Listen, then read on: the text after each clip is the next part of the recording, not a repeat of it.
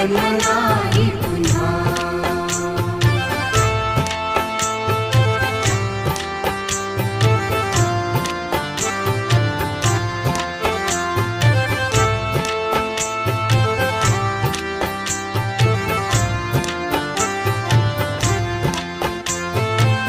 हा जन्म आहे सद्गुरु कृपेचा, हा जन्म आहे सद्गुरु कृपेचा, हा जन्म आहे सद्गुरु कृपेचा। हरि ओम स्वामी समर्थ म्हणा,